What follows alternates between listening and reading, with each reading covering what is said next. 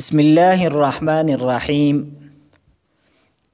د قوانینو صرف په سلسله کې دا زمونږه 34 نمبر درس دی. ان شاء الله تعالی په دې درس کې به مونږه د یهابو او د یزعو والا قانون دا بیانو. تدې قانون حاصل او خلاصه دا ده چې هر هغه وو چې هغه د علامت مضارع مفتوح او د حرف حلقي په منځ کې واقع شي، خوا که دا حرف حلقي د عین کلمې په مقابله کې وي او خوا که دا حرف حلقي د لام کلمې په مقابله کې وي، په دې دواړو صورتونو کې د وو حذف کول دا واجب او ضروری دي. مثلا یهابو دا په اصل کې دی یوهبو بروزن یفعلو، نو دلته وو واقع شوی دی د علامت مضارع مفتوح او د حرف حلقي په منځ کې، او دا حرف حلقي دا د عین کلمې په مقابله کې ده، لہذا تدې وو حذف کول دا واجب او ضروری دي. نو موږ سره د یوهبو نه جوړ شو یهبو، د توهبو نه به موږ سره شي تهبو، د اوهبو نه به موږ سره جوړ شي اهبو، او د نوهبو نه به موږ سره جوړ شي نهبو. بل خبره پکې موږ دا موکړه چې دا وو واقع شي د علامت مضارع مفتوح او د حرف حلقي په منځ کې، خوا که د حرف حلقي د عین کلمې په مقابله کې وي او که د لام کلمې په مقابله کې وي. نو د عین کلمې مثال دا موږ ذکر کو.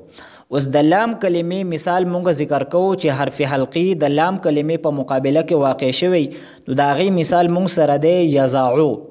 دا په اصل کې دی یوزعو، وو واقع شوی دی علامت مضارع مفتوح او د حرف حلقي په منځ کې، او د حرف حلقي دا د لام کلمې په مقابله کې دی، لہذا دغه وو مونږ حذف کړو. نو مونږ سره د یوزعو نه جوړ شو یزعو، د توزعون به مونږ سره جوړ شي تزعو، د اوزعون به مونږ سره جوړ شي ازعو، او د نوزعون به مونږ سره جوړ شي نزعو. او دغسې مثال دی یدعو تدعو. نو په دې مثالونو کې هم وو واقع شوی دی علامت مضارع مفتوح او د حرف حلقي په منځ کې، او د حرف حلقي دا د لام کلمې په مقابله کې دی، نو دغه وو د مونږ حذف کو. دلته یو اعتراض دا کیږي چې په یو ذرو کې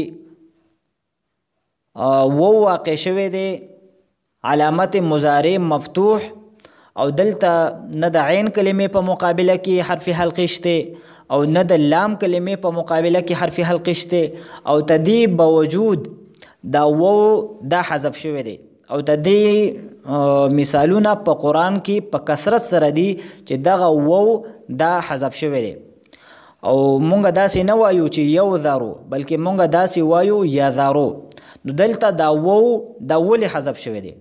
نو علما ته دې جواب دا ورکوي چې دا یذرو دا محمول دی په یدعو باندې، چې څنګه په یدعو کې وو حذف کیږي، نو د هغې د مشابهت د وجې نه او د هغې سره د مشارکت د وجې نه په یذرو کې هم دغه وو دا حذف کیږي.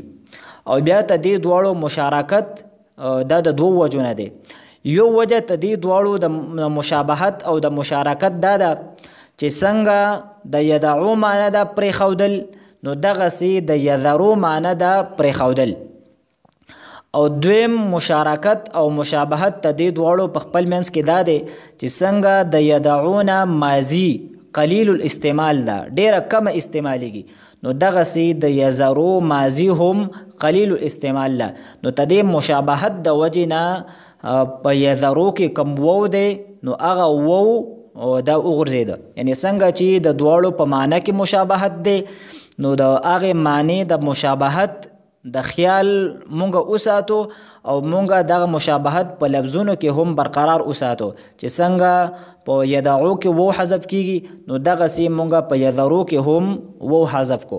نو تدې قانون حاصل او خلاصه دا شوه چې هر هغه وو چې هغه د علامت مضارع او د حرف حلقي په منځ کې واقع شي خو که د حرف حلقي د عین کلمې په مقابله کې وي او که د لام کلمې په مقابله کې وي نو دغه وو حذف کول دا واجب او ضروری دی. د حرف حلقي چې د عین کلمې په مقابله کې واقع وي د هغې مثال مونږ ذکر کو یهابو، او چې د لام کلمې په مقابله کې حرف حلقي واقع وي نو د هغې مونږ مثال ذکر کو یزعو او یدعو. او بیا مونږ ته د اعتراض جواب هم ورکو چې په یذرو کې دا وو د ولې حذف شوی دی ځکه چې په دې کې وو د علامت مضارع مفتوح او د حرف حلقي په درمیان کې نه دی واقع شوی او ته دې باوجود دا غورځېږي. نو د هغې جواب مونږ دا عرض کو چې یدعو د مشابهت د وجې نه. واخر دعوانا ان الحمد لله رب العالمین.